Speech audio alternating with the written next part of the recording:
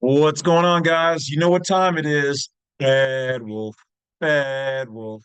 Dun, dun, dun, dun, dun, dun. Oh, yeah.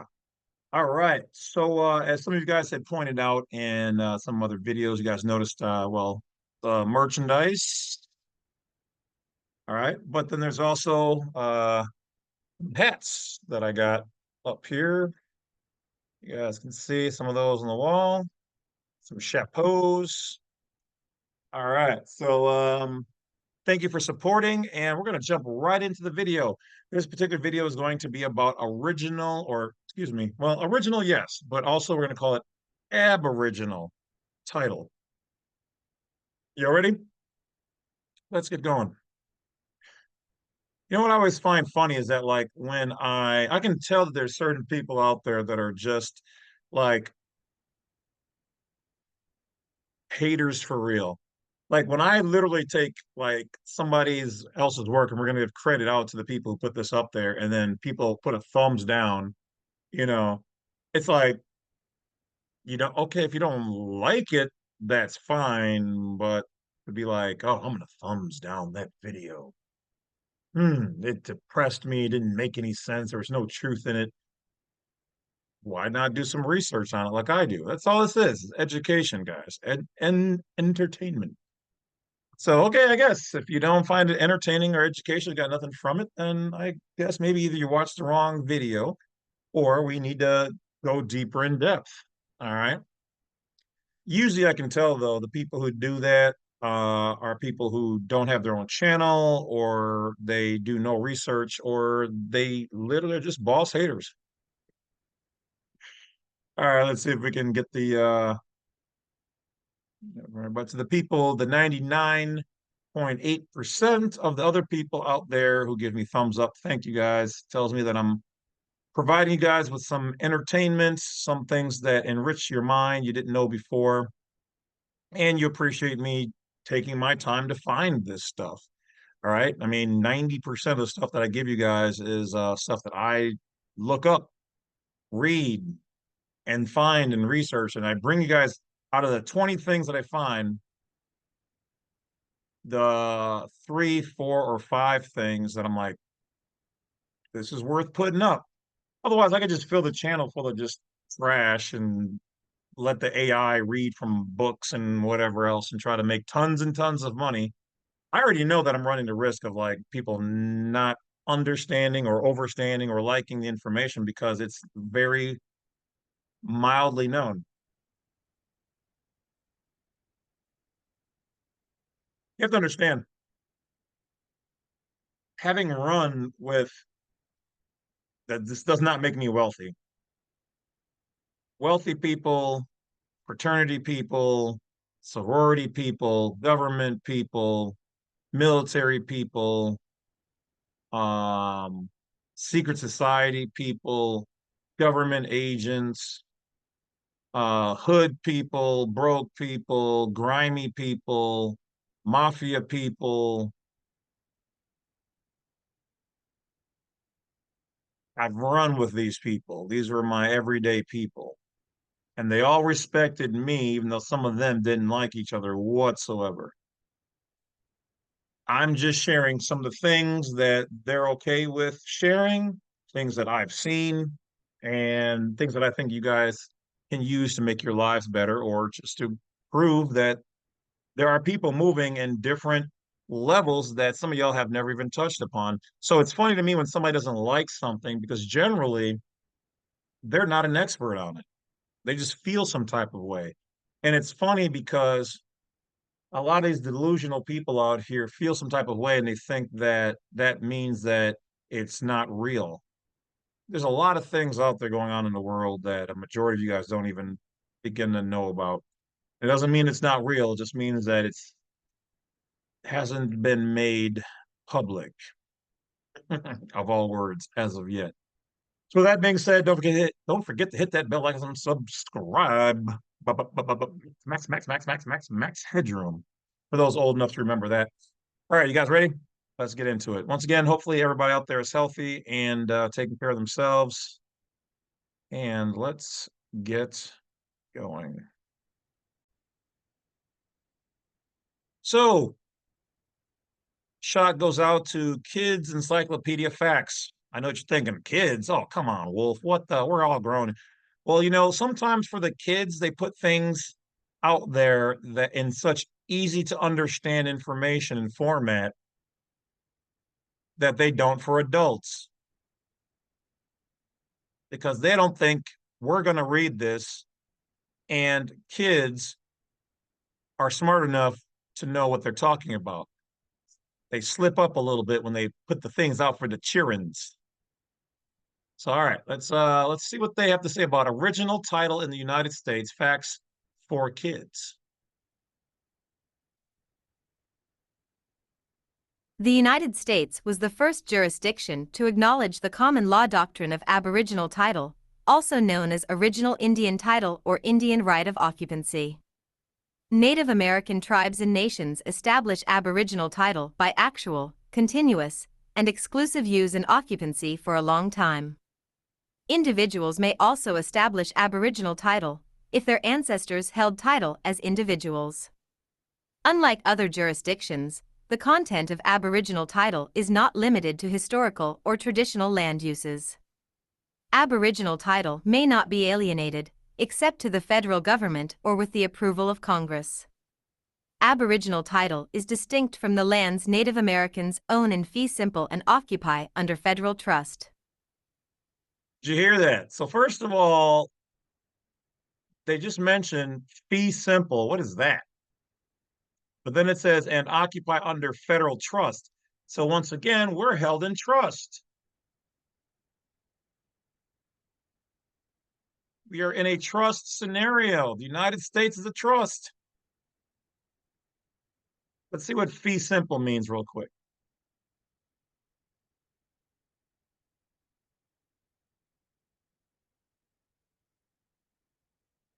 In English law, a fee simple or fee simple absolute is an estate in land, a form of freehold ownership.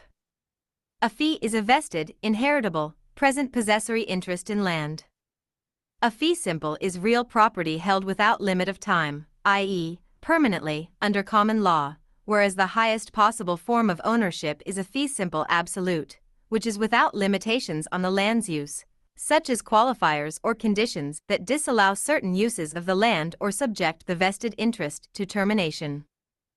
The rights of the fee simple owner are limited by government powers of taxation, compulsory purchase, police power, and escheat, and may also be limited further by certain encumbrances or conditions in the deed, such as, for example, a condition that required the land to be used as a public park, with a reversion interest in the grantor if the condition fails.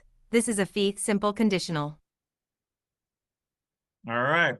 So what I want you to understand here is that when you're purchasing your house and the land upon which it sits, you may want to be careful about and have them rewrite the verbiage.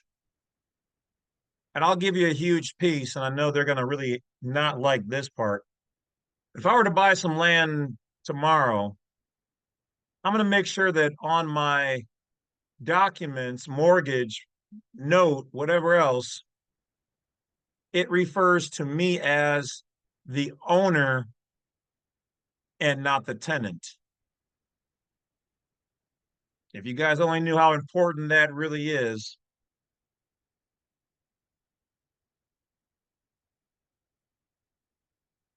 I would also make sure that the zip code, unless absolutely necessary, is not used anywhere. I would also refuse to register, but merely record the sale of the property.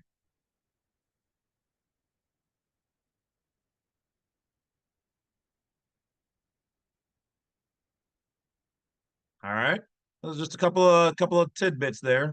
Couple of tidbits. Let's keep going.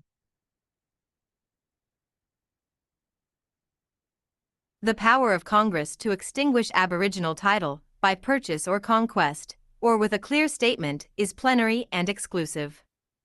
Such extinguishment is not compensable under the Fifth Amendment, although various statutes provide for compensation. Unextinguished Aboriginal Title provides a federal common law cause of action for ejectment or trespass, for which there is federal subject matter jurisdiction. Many potentially meritorious tribal lawsuits have been settled by congressional legislation providing for the extinguishment of Aboriginal title as well as monetary compensation or the approval of gaming and gambling enterprises. Large-scale compensatory litigation first arose in the 1940s, and possessory litigation in the 1970s. Federal sovereign immunity bars possessory claims against the federal government, although compensatory claims are possible by statute. The 11th Amendment bars both possessory and compensatory claims against states, unless the federal government intervenes. The U.S. Supreme Court rejected nearly all legal and equitable affirmative defenses in 1985.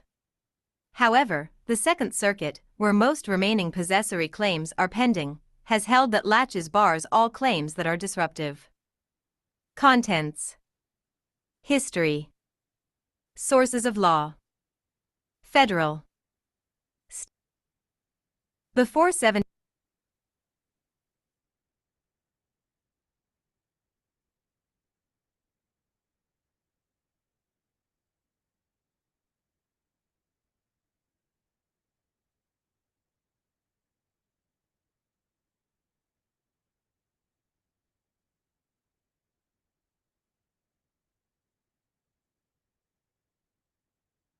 Yeah, she froze up.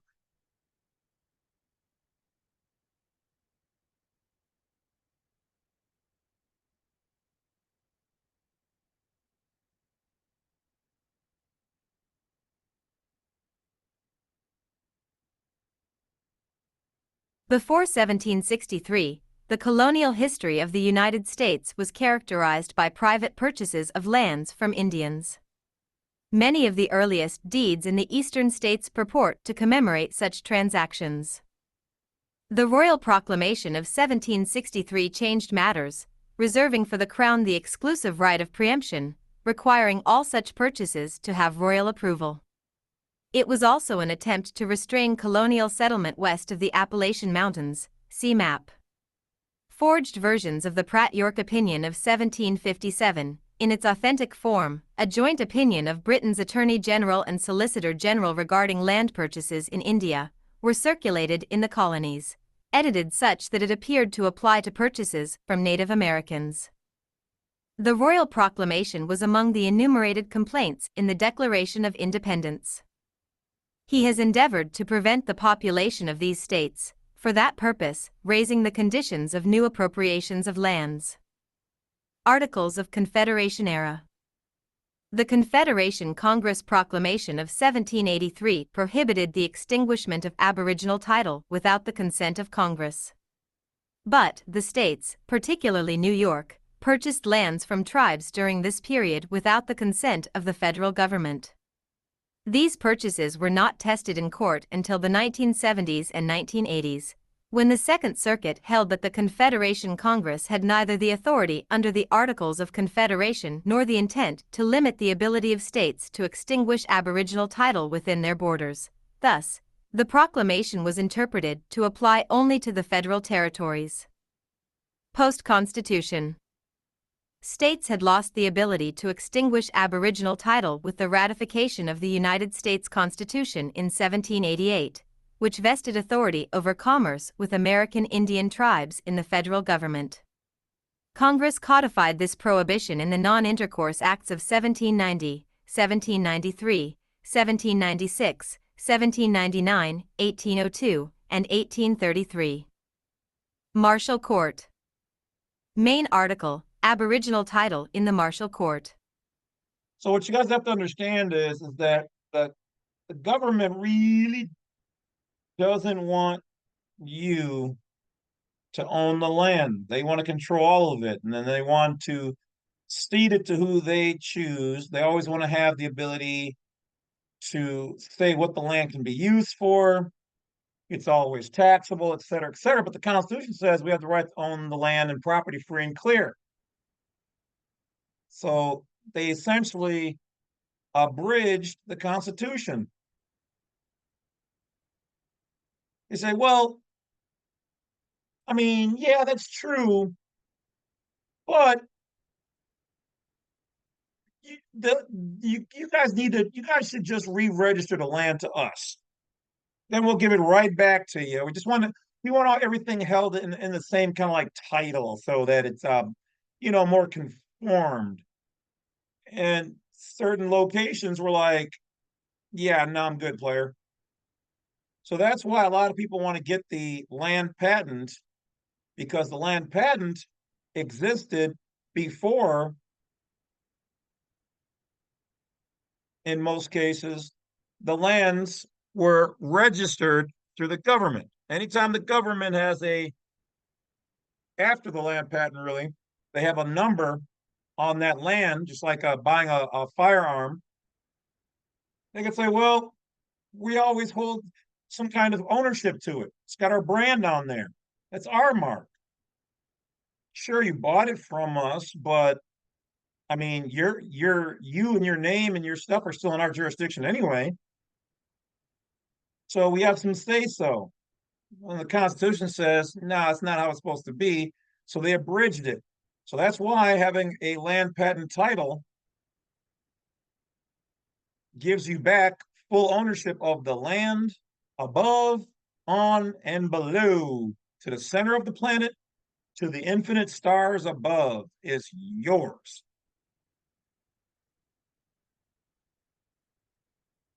But if not, it's just a registration that you own, but you don't infinitely own. They can always take it over. All right. So I'm going to let this play out here. So sit back, relax, and just learn a little bit about history when it comes to land and reservation, treaties, terminations, and like here where it says removal era, where the Indians were removed. Okay, this is some of the stuff that we learned in school that they, kind of removed from certain books and states, and they're trying to do the same thing with some of the Black history. You want to get rid of it. Let's not talk about any of this old bad stuff where, we messed up or the people who own us, the corporation messed up. Let's not do that. Don't you guys want more phones and free cheese and fidget spinners and things like that? Here you go. Don't worry about these stupid books and history. But you're going to hear little bits of pieces in here about the crown, which has been around for almost ever, and what they're doing. This is talking about the Queen of England, City of London. Those people, the crown. Well, mostly just the Queen in England. Removing the Indians. This is all the stuff they don't really. So everything here is fair use, educational purposes. Okay, let's go. Martial Court. The Martial Court, 1801 to 1835, issued some of the earliest and most influential opinions on the status of Aboriginal title in the United States. Like I just say Indian removal, it sounds a whole lot better than what actually transpired that they don't talk about. I read the books and the atrocities that occurred to these people, which I'm also part of this nation. But let's keep going. States, most of them authored by Chief Justice John Marshall. But, without exception, the remarks of the court on Aboriginal title during this period are dicta. Only one Indigenous litigant ever appeared before the Martial Court, and there, Marshall dismissed the case for lack of original jurisdiction. Fletcher v. Peck, 1810, and Johnson v. Immortality, 1823, the first and the most detailed explorations of the subject by Marshall, respectively, both arose out of collusive lawsuits, where land speculators deceived the court with a falsified case in controversy in order to elicit the desired precedent. In Cherokee Nation v. Georgia, 1831, and Worcester v. Georgia, 1832, the dicta of Marshall and the dissenting justices embraced a far broader view of Aboriginal title. Johnson involved a pre-revolutionary private conveyances from 1773 and 1775, Mitchell v. United States, 1835, involved 1804 and 1806 conveyances in Florida under Spanish rule. In both cases, the Marshall Court continued to apply the rule that Aboriginal title was inalienable, except to the Crown. Removal era. Further information: Indian removal. The Indian Removal Act of 1830 established policy that resulted in the complete extinguishment of Aboriginal title in Alabama and Mississippi, 1832, Florida and Illinois, 1833, Georgia, North Carolina, and Tennessee, 1835, the Treaty of New Dakota, Indiana, 1840, and Ohio, 1842. Reservation, treaty, and termination eras. Further information: Indian reservation and Indian termination policy.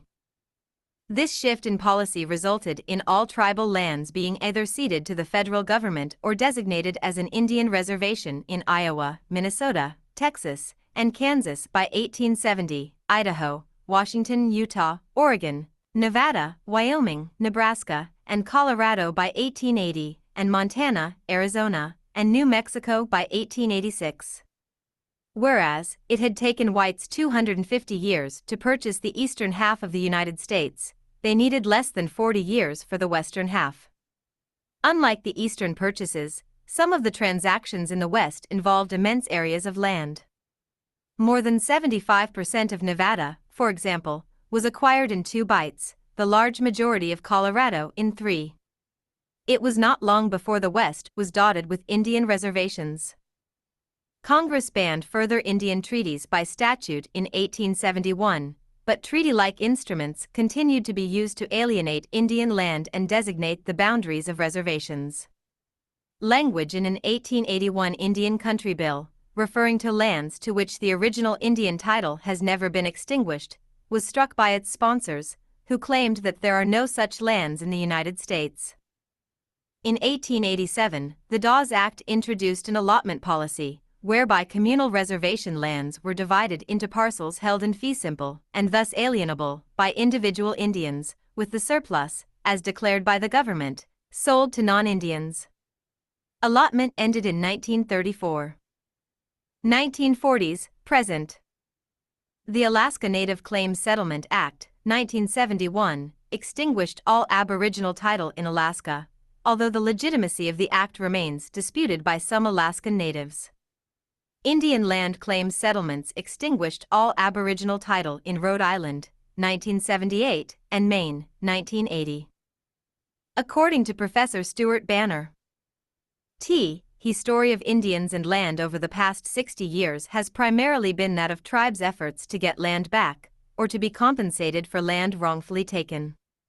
Indians have directed land claims at every branch of the federal government, at Congress, at the courts, at the Interior Department, and, for the 1940s to the 1970s, at the purpose-built administrative agency called the Indian Claims Commission. Some of these claims have been remarkably successful, culminating either directly in court judgments or indirectly in legislative settlements. Sources of law. Federal Constitution. U.S. Constant Art.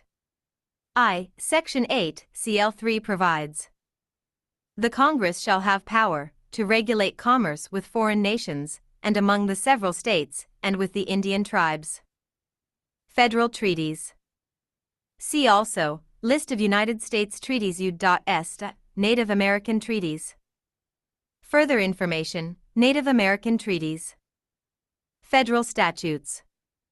Relevant federal statutes include Royal Proclamation of 1763, British North America. Confederation Congress Proclamation of 1783, Articles of Confederation era. Northwest Ordinance, 1787. Non-Intercourse Act, 1790, 1793, 1796, 1799, 1802, 1834. Indian Removal Act, 1830. Dawes Act, 1887. State constitutions. Further information, Native Americans and U.S. state constitutions. New York Constant of 1777 Art. XVI provided. And whereas it is of great importance to the safety of this state that peace and amity with the Indians within the same be at all times supported and maintained, and whereas the frauds too often practiced towards the said Indians, in contracts made for their lands, have, in divers instances, been productive of dangerous discontents and animosities, be it ordained, that no purchases or contracts for the sale of lands, made since the 14th day of October, in the year of our Lord 1775, or which may hereafter be made with or of the said Indians, within the limits of this state, shall be binding on the said Indians, or deemed valid, unless made under the authority and with the consent of the legislature of this state. New York Constant of 1821 Art. 7, Section 12 provided. Indian lands. No purchase or contract for the sale of lands in this state, made since the 14th day of October, 1775, or which may hereafter be made, of or with the Indians in this state, shall be valid, unless made under the authority and with the consent of the legislature. New York Constant of 1846 Art. I, Section 16 provided. Indian lands. No purchase or contract for the sale of lands in this state, made since the 14th day of October, 1775, or which may hereafter be made, of or with the Indians, shall be valid unless made under the authority and with the consent of the legislature. New York Constant of 1894 Art. 1, Section 15 and New York Constant of 1938 Art I, Section 13 provided. Purchase of lands of Indians. No purchase or contract for the sale of lands in this state, made since the 14th day of October, 1775, or which may hereafter be made, of, or with the Indians, shall be valid, unless made under the authority, and with the consent of the legislature. Section 13 was repealed on November 6, 1962, by popular vote. State statutes. Main article, U.S. State Non-Intercourse Acts. State case law. Main article, Aboriginal Title case law in the United States State. Doctrine. Acknowledgement. The test for the acknowledgement of Aboriginal title in the United States is actual, exclusive, and continuous use and occupancy for a long time. Unlike nearly all common law jurisdictions, the United States acknowledges that Aboriginal title may be acquired post-sovereignty. A long time can mean as little as 30 years. However, the requirement of exclusivity may prevent any tribe from claiming Aboriginal title where multiple tribes once shared the same area. Improper designation of an ancestral group may also bar acknowledgement. Kramer v. United States, 1923, was the first Supreme Court decision to acknowledge the doctrine of individual Aboriginal title, not held in common by tribes. Individual Aboriginal title may be an affirmative defense to crimes such as trespassing on U.S. Forest Service lands. However, a claimant asserting individual Aboriginal title must show that his or her ancestors held Aboriginal title as individuals. Content. Where tribal land has previously been dispossessed, the tribe cannot unify its Aboriginal title with purchased fee simple to reconstitute Indian country for the purposes of tribal sovereignty in the United States. Similarly, states can tax and exercise criminal jurisdiction in alienated tribal land, whether or not the tribe reacquires it. Nor can Indians tax non-Indians who own land in fee simple otherwise within their jurisdiction. Courts has not been receptive to the view that Aboriginal title was converted to fee simple during the rule of other countries, e.g. Russia in Alaska. The Non-Intercourse Act does not prohibit leases. Extinguishment. Johnson v. Mintosh opined that Aboriginal title could be extinguished either by purchase or by conquest. The modern test for extinguishment of Aboriginal title was most thoroughly explained in United States v. Santa Fe Pacific Arf Company, 1941. Extinguishment must come from Congress, or a part of the federal government properly delegated by Congress, and must satisfy a clear statement rule. Do you guys see how asinine and anal they are about who owns what land when they're the ones who stole it. They can say they paid the Native Americans, but does it really make sense? Where are the documents that state this? Now, here's an inside thing that most people don't know. A lot of people aren't going to like what I have to say, but imagine that. Not my first rodeo. Woo! They add on their little taxes and their little thises and the that's, all to defraud you out of your land. Well, here's the truth. This probably will never come to light, or nobody will probably ever pick up the torch.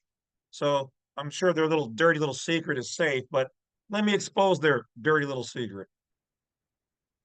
Does it make sense that these people who love these Native Americans who love this land and seeing this as God's land would suddenly tell these people who come over here, you can now, for a couple of guns and horses and some whatever the hell else, blankets with smallpox and whatever else that these people gave these people, you can have all this oceanfront land and all these lakes and all these things, and we'll just move this way, never to come back over onto our land without you guys shooing us away. Does it make sense? Who in their right mind would sell a country, your country, knowingly your papoose, your offspring's inheritance? Doesn't even make sense. But here's the trick that these people return to these people who are playing games and fraud. Now, of course, these people still won technically, legally, but lawfully, it's still these people. And I'll tell you why. Because per their constitution, their law, which is where we got a lot of our constitutional information from, by the way. And if you didn't know this, well, never mind. I'm not going to get into full history. But the real thing here is that the females are the land leaders of the native tribes. That's why it's called settling down, because the women wanted the warriors who protected the land to settle down, stop running around, be with us, and make babies. So she offered that punani and land, which means that when these guys went to these guys had no lawful authority to sell the land. It was the female elders, Mother Earth. The females control that. The men only protected it, garnered over it. So that means that the claim here in the United States of America that these people have is fraud. It is notwithstanding, which means it does not stand. But they're going to stand on it. And these people, well, the ones that survived the atrocities that were done to them, that you can't even find in most books anymore. And I only read about a chunk of it. I wasn't there. I didn't experience it. That's human devastation. Full value of devastating what happened here. Because these people were nice to these people and got played. Just like these people are still playing us today. And these people want to do the same thing that they did to these people, is what they want to do to all of us now. Black, white, straight, gay, poly, trans, quad, alien, whatever it is, they want to do the same thing. Because the system that they brought over here is operated by the same people who've done all of these things around the world.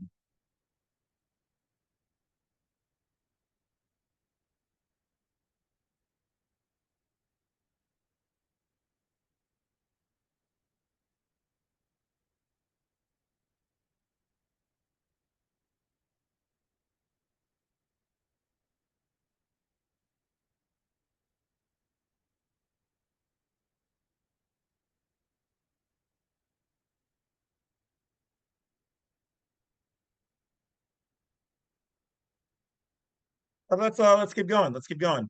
Rule. The earliest and most widely acknowledged method of extinguishing Aboriginal title was by treaty.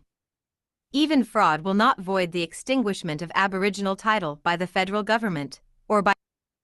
So it says even fraud will not void the destruction of Aboriginal title. That's wild.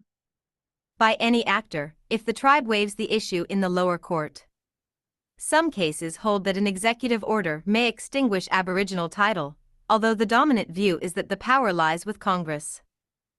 Extinguishment retroactively validates trespasses and removals of resources from Aboriginal lands, and thus bars compensation, either statutory or constitutional, for those encroachments.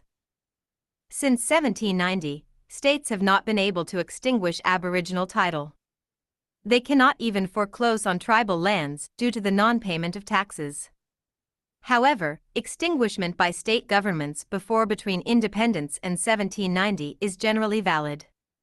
The Second Circuit has held that states retained the power to purchase land directly from tribes during the Articles of Confederation period, and thus those purchases remain valid even if unratified by the federal government. The infamous Lone Wolf v. Hitchcock, 1903, held that Congress's power to extinguish was plenary, notwithstanding Indian treaties to the contrary. While this decision has not been overruled per se, it has been modified in effect by the judicial enforcement of the federal government's fiduciary duty.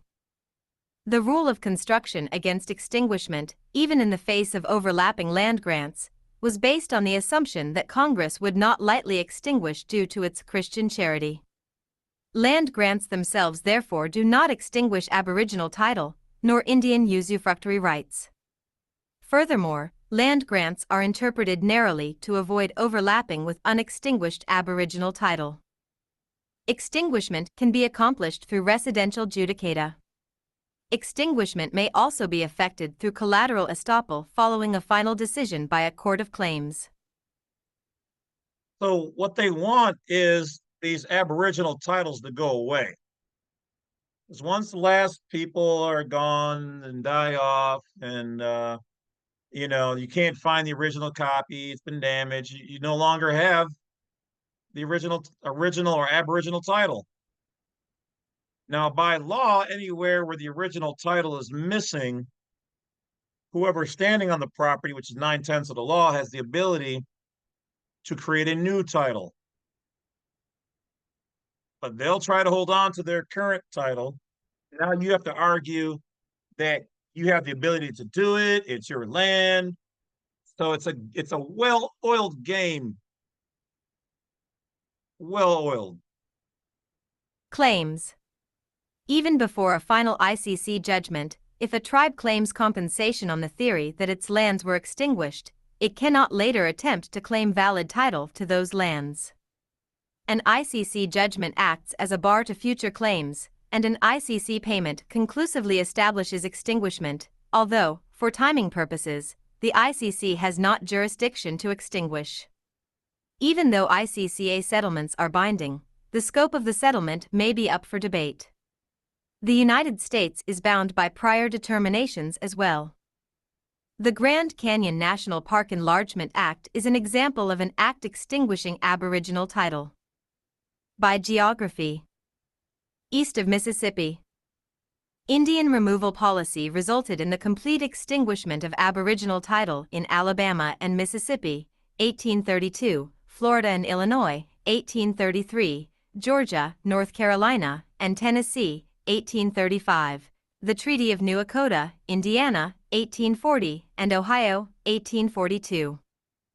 Indian land claim settlements extinguished all Aboriginal title in Rhode Island in 1978 and Maine in 1980. Similar, but non-statewide, acts extinguished some Aboriginal title in Connecticut, Florida, Massachusetts, and New York. The Vermont Supreme Court has held, in actions where Aboriginal title was raised as a defense by criminal defendants, that all Aboriginal title in Vermont was extinguished when Vermont became a state. Commentators have criticized these decisions as inconsistent with federal law.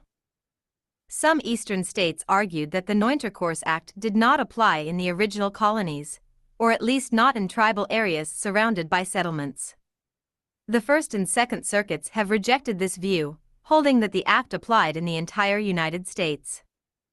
Indian removal treaties in Indiana. Indian cessions in Iowa. Major Native American land cessions that resulted in what is now Michigan. Land purchases in Pennsylvania. Removal of the 5 civilized tribes. Louisiana Purchase and Texas. Further information: Louisiana Purchase and Texas Annexation.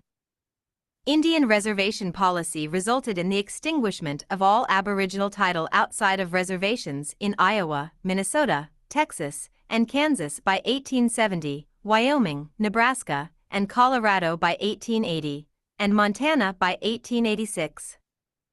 The Fifth Circuit has held that the Louisiana Land Claims Act, requiring all persons with incomplete title to file claims, applied to Aboriginal title. Thus, the Act extinguished Aboriginal title on all lands conveyed before those acts. Some of the statutes cited by the Fifth Circuit applied to Arkansas and Missouri as well. Mexican cession. Further information: Treaty of Guadalupe Hidalgo. Indian reservation policy resulted in the extinguishment of all Aboriginal title outside of reservations in Utah and Nevada by 1880, and Arizona and New Mexico by 1886. California was different. There, the Land Claims Act of 1851 required each and every person claiming lands in California by virtue of any right or title derived by the Mexican government to file their claim within 2 years. Despite early authority to the contrary, the established view is that the act applied to Aboriginal title, and thus extinguished all Aboriginal title in California, as no tribes are known to have filed claims. Kramer v. United States, 1926, has distinguished this line of cases for individual Aboriginal title. The above commentary is challenged below.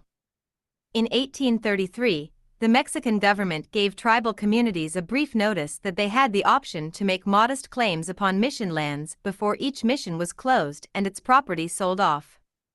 Most Spanish residents in the state failed to inform the tribal members of their rights to claim land, or had already driven most of the mission Indians into the Sierras. In addition, once California became a state, federal rules required that Indian communities interact exclusively with the federal government. The 1894 U.S. government report California Indian Reservations and Cessions includes the lost 18 treaties made between California tribes and the U.S. military that were then made secret by an act of Congress shortly after the treaties were forced upon at gunpoint by the U.S. Army on all of the state's tribes with the promise of lands. Did you hear that? People are, man.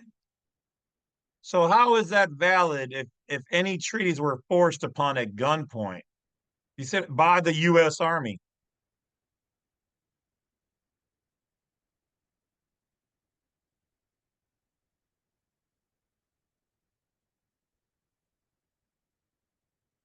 That's crazy. That's crazy. Let's keep going. Oregon Territory. Further information: Oregon Treaty. Indian reservation policy resulted in the extinguishment of all Aboriginal title outside of reservations in Idaho, Washington, and Oregon in 1880. It is listed as unceded territory on official titles and maps located in that state. The Lower Chinook Indians still live in Pacific and Wahkiakum counties on their traditional lands in spite of federal and state pressure to move them. The statement that all titles have been extinguished is absolutely incorrect and highly insulting. ANCSA established Alaska Native Regional Corporations. Alaska. Main article. Did you hear that? Corporations. They're going to get you one way or the other. They're either going to say, well, your land is not properly titled. That area is bought up and owned by the government, might makes right.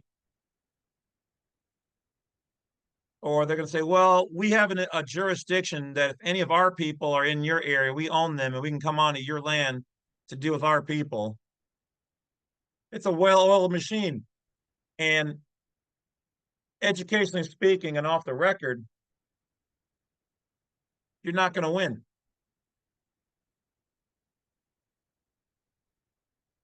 Unless you have enough people with you and your might can overdo their might, you're going to have to play ball one way or another. The only difference is at least here, for the most part, the government sits back and lets you do whatever you want to do as long as you don't put their name in your mouth, so to speak. Let's keep going. We're almost done. Appreciate you guys. You guys are still hanging in there. I appreciate you. I know it's a longer video, but I found all this interesting. I learned some of this years ago, and I learned some more when I read this. So let's go. Article, Alaska Native Claims Settlement Act.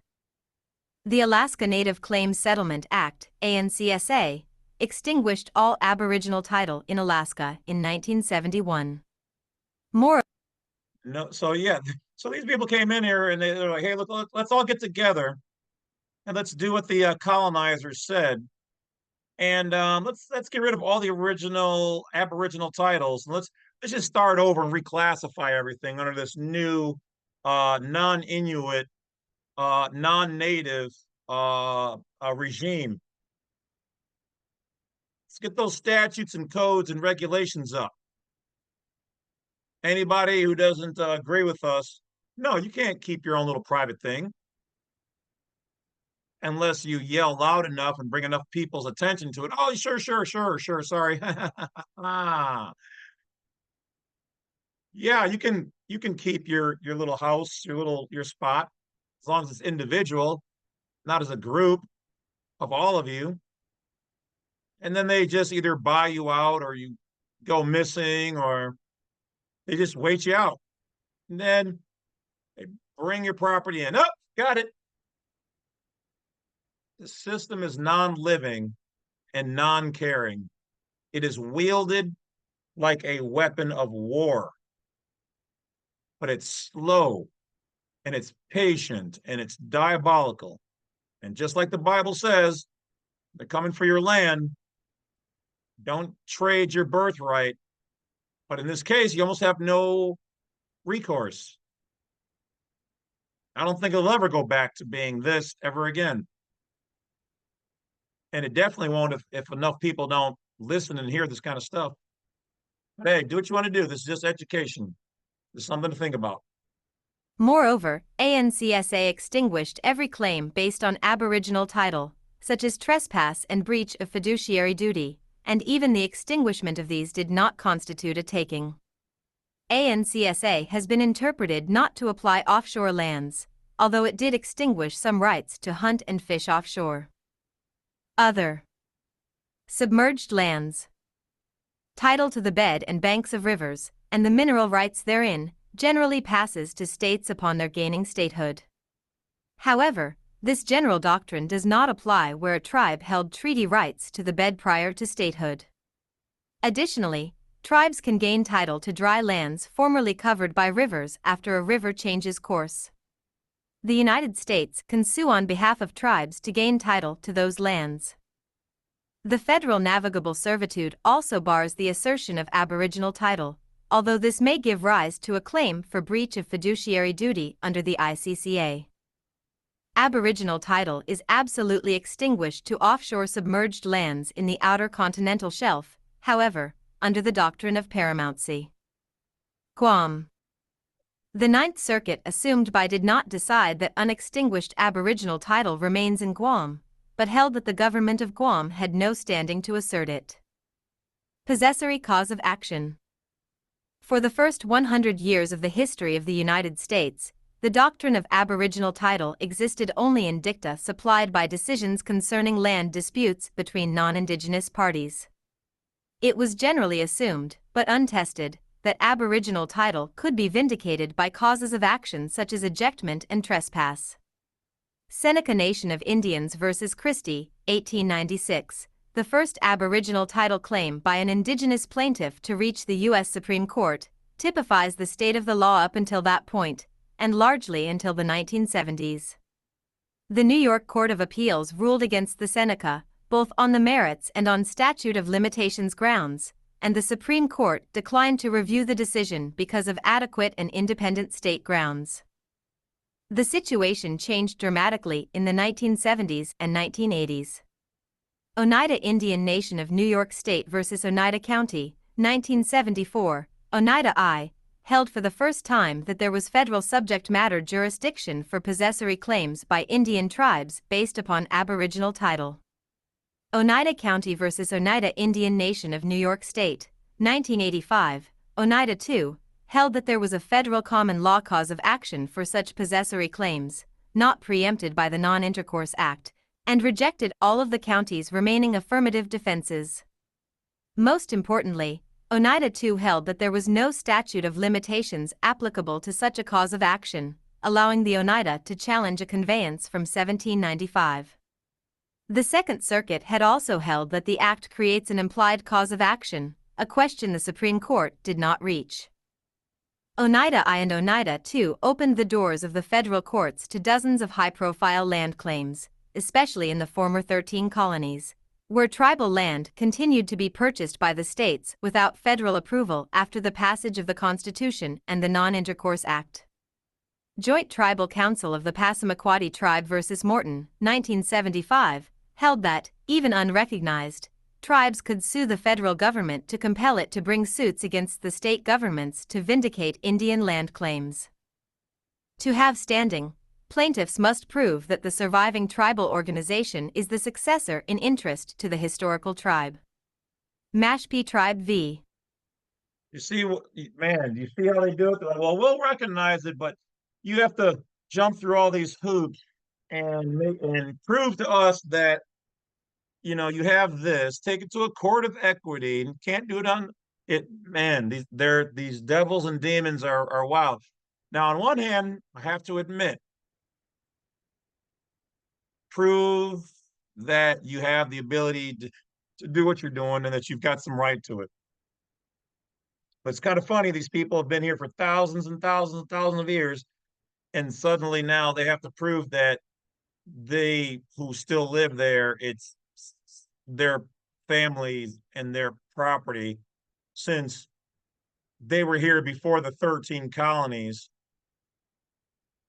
and they were extinguished by these first colonizers. Oh, I can't say so much on here, man. Shooting, unaliving the buffalo and giving them certain things that caused side effects and setting fires, and then the military comes in, and yeah, it's crazy. V. New Seabury Corporation, 1979, is an example of a claim defeated by disproving this element. The First Circuit has also held that the cause of action under the Non-Intercourse Act accrues only to tribes, not individuals. Moreover, where a jury finds against tribal status, non-federally recognized tribes are not entitled to reverse that holding as a matter of law. In suits against private parties, the United States is not a necessary party. Similarly, historically, a court of equity could not set aside fraudulent transfers of Aboriginal title unless all parties to the fraud were before it. Old lower court decisions have expressed the view that Aboriginal title is a political, non-justiciable question. But this view was subsequently rejected by the Supreme Court in Oneida II. Compensatory causes of action. Constitutional. The insular cases seemed to take the view that Aboriginal title was constitutionally protected property, at least within the Philippines. In the 1930s and 1940s, the Supreme Court held that the Takings Clause of the Fifth Amendment to the United States Constitution required compensation for the taking of Indian lands when held in fee simple, as limited by treaty, and treaty title. It took the contrary view with a reservation created by executive order. The taking of reservation land is now acknowledged as a taking. Tillamook's I, 1946, was the closest the Supreme Court ever came to holding that unrecognized Aboriginal title is property under the Fifth Amendment. Although the suit had been instituted under a special jurisdictional statute waiving the defense of sovereign immunity, the court ordered compensation even while insisting that the statute itself had not created a property right. Only the dissent referred to the Fifth Amendment. According to the Ninth Circuit in Miller v. United States, 1947, Tillamook's I held that even unrecognized Aboriginal title is property under the Fifth Amendment, the extinguishment of which requires just compensation. Although the issue was not raised in the case, a footnote in Hines v. Grimes Packing, 1949, repudiated the Ninth Circuit view and insisted that Aboriginal title was non-compensable. Tillamook's II, 1951, appeared to accept the Hines view by denying interest to the compensation paid on remand following Tillamook's I. Tehitun Indians v. United States, 1955, finally held that unrecognized Aboriginal title was not property within the meaning of the Fifth Amendment, and thus could be extinguished without compensation. Even the partition of a reservation does not implicate the takings clause, nor the modification of ANCSA. Recognized Indian title, unlike original Indian title, may give rise to taking claims.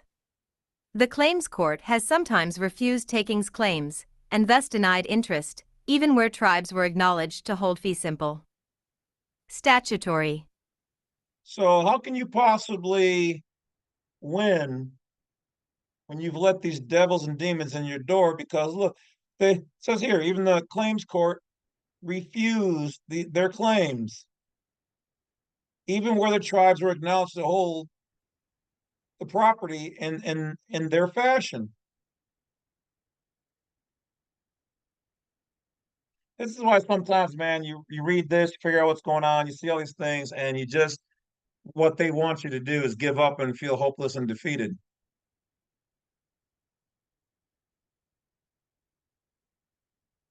It's literally like, how can you beat? You've got this going on the constitutional level.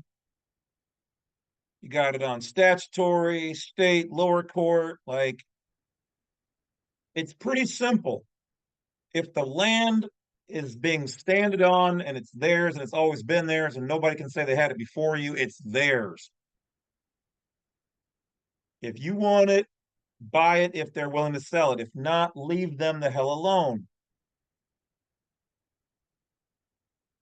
If one tribe's close to another tribe and they want to argue over it, find the halfway point, and that is what it is.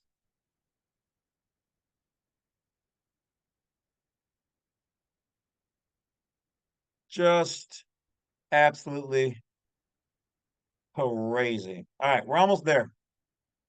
Statutory. Main article, Indian Claims Commission.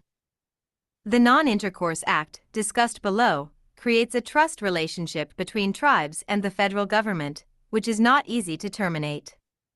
The ICCA also acknowledges a cause of action for breach of. Notice it says trust relationship. Breach of fair and honorable dealings. This is compensable with money damages for breach of fiduciary duty. This fiduciary duty gives rise for a claim of unconscionable compensation even when the transfer remains valid. Liability under the fiduciary duty is sometimes the same whether the breach occurred before or after the ratification of the Constitution. However, other cases have held that the duty did not arise until 1790. This duty also gives rise to recovery for negligence, such as surveying errors. In no case would the ICCA compensate a tribe for harm by state governments.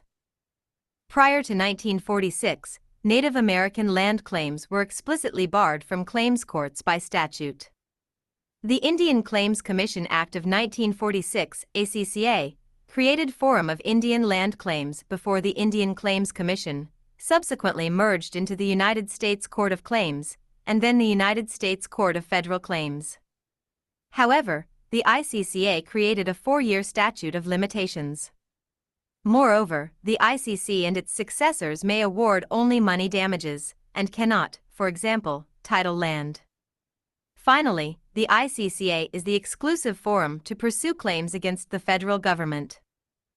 In claims court, lands are valued at the date of purchase, not at present value, and without interest. Recovery is limited to that fair market value, and may not be increased to another measure, such as restitution of the profit gained by the United States through breaching its duty. Other payments or in-kind services may be offset from judgments. Affirmative defenses. Immunity. Further information: sovereign immunity in the United States. Federal sovereign immunity. Because of the ease with which the federal government may extinguish Aboriginal title, and the fact that it may constitutionally do so without compensation, meritorious claims against the federal government are difficult to construct. Federal Power Commission versus Tuscarora Indian Nation, 1960, held that the Non-Intercourse Act did not apply to the federal government. Additionally, the federal government cannot be sued without its consent. The federal government has consented to some compensatory. Hear that? You can't sue us.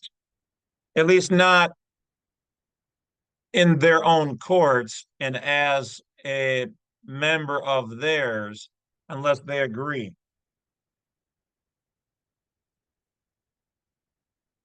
Man, that's gotta be nice. You can do all the trash you want, you can do all the things you want because it's your state. The United States of America, it's its own thing. But they still have to, where we the people are still more powerful than the government, but not individually. As a group, we would have to get together in large numbers and say, hey, we don't like this. We want this change, and they will do it. But they're not worried about that. There's nobody who has the kind of pull, power, understanding to rally people together and to do these things. Maybe somebody listening to this right now will grow up and figure out how to do it, start campaigns and get people on board, and maybe have a big YouTube channel. But till then, hey, sit back and eat your pudding. Compensatory suits under the Indian Claims Commission Act, SUPRA, subject to a statute of limitations. Nor can the states sue the federal government in its capacity as guardian of the tribes. Prior to the ICCA, private bills waived sovereign immunity for specific tribal complaints. The ICCA and its amendments also created a statute of limitations for claims against the federal government. So because these and the native people are different jurisdictions in the family, but different governments of getting things done, they work together, but these evil cabals will go and nab some of these native people, bring them across the reservation, and now you've got a problem. Because the tribe doesn't have the resources to leave and go look for somebody. The government over here is like, well, that's your problem. Keep better track of your people.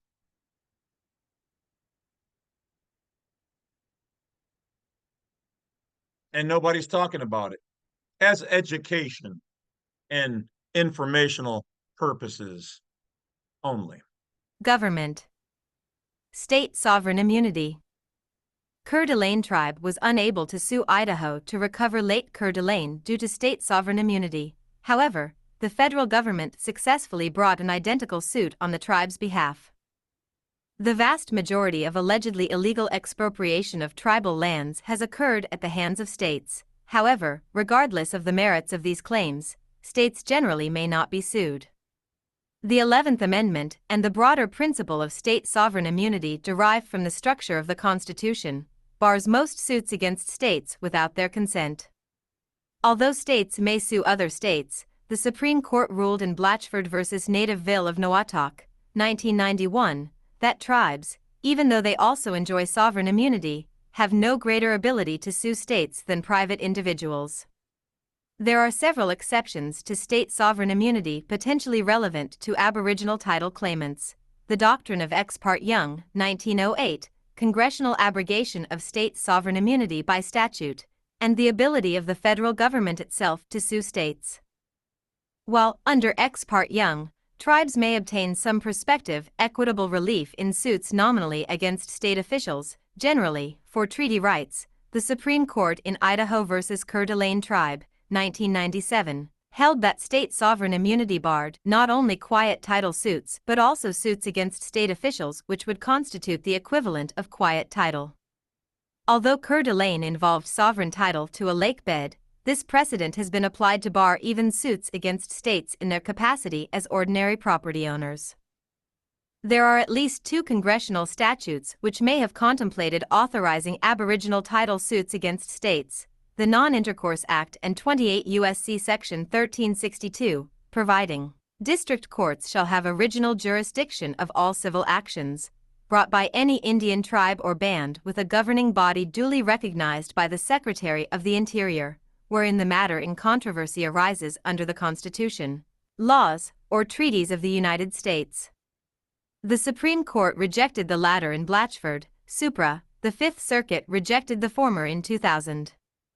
The Supreme Court mooted both in Seminole Tribe v. Florida, 1996, a suit under the Indian Gaming Regulatory Act, when it held that Congress could not constitutionally abrogate state sovereign immunity under the Indian Commerce Clause, the basis for both statutes.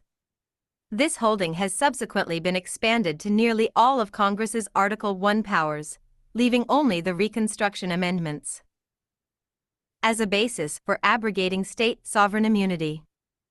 Finally, the federal government may bring suits against states on behalf of the tribes in its guardian capacity, as it historically has.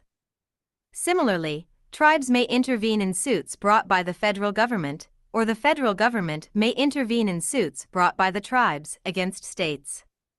This exception is rather narrow, and states may assert sovereign immunity where tribes assert different claims, or ask for different relief, than the federal government. Delay. Statute of Limitations/Adverse Possession.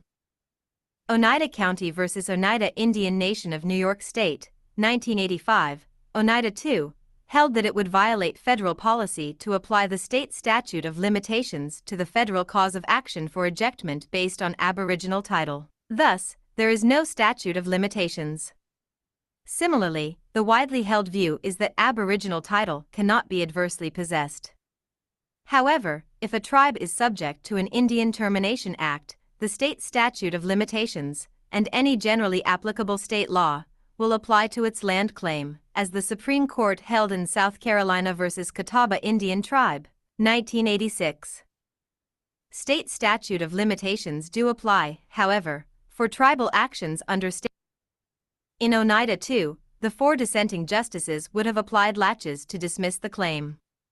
Although the majority did not reach the issue, which the defendants had not preserved on appeal, it noted that it is far from clear that this defense is available in suits such as this one and that the application of the equitable defense of laches in an action at law would be novel indeed. A footnote in the majority also quoted Ewart v. Blue Jacket, 1922, which held that laches cannot properly have application to give vitality to a void deed and to bar the rights of Indian wards in lands subject to statutory restrictions. City of Sherrill v. Oneida Indian Nation of New York, 2005, applied laches to an attempt to revive tribal sovereignty over land reacquired by the tribe in fee simple. Building on Sherrill, the Second Circuit in Cayuga Indian Nation of New York v. Pataki, 2005, held that these equitable defenses apply to disruptive Indian land claims more generally. Although the Solicitor General joined the Cayugas appeal, the Supreme Court denied certiorari. The Second Circuit has also applied laches to non-possessory contract claims for unconscionable consideration. This doctrine has been criticized for not requiring the defendant to satisfy the traditional elements of the laches defense, applying only to Indian land claims, and having the potential to bar nearly all Indian land and treaty claims. No other circuit has adopted the Second Circuit's expansive view of Sherrill. The Third, Sixth, Eighth, and Tenth Circuits, since Sherrill, have declined to reach the question of the scope of laches as a defense to ancient tribal claims. The First Circuit has limited Sherrill to assertions of sovereignty, in an opinion that was reversed on other grounds. Some district courts take the First Circuit's view, others the Second Circuit's, others strike a middle ground. Relationship to other rights. A map of Indian reservations. Aboriginal title is distinct from recognized Indian title, where the United States federal government recognizes tribal land by treaty or otherwise. Aboriginal title is not a prerequisite to recognized title. The relationship between Aboriginal title and reservations is unclear. Often, courts will not reach the question of Aboriginal title if the same land is found to comprise part of an Indian reservation. Some reservations were created in a process that extinguished Aboriginal title. Although Congress has the power to grant tribes land in fee simple, some reservations may continue to be held in Aboriginal title. The old view was that the extinguishment of Aboriginal title extinguished all tribal rights to the same land. The current view is that usufructuary rights pursuant to a treaty may survive the extinguishment of Aboriginal title. However, such usufructs may be lost when tribes cede land to the federal government. Certain usufructs may be extinguished by implication.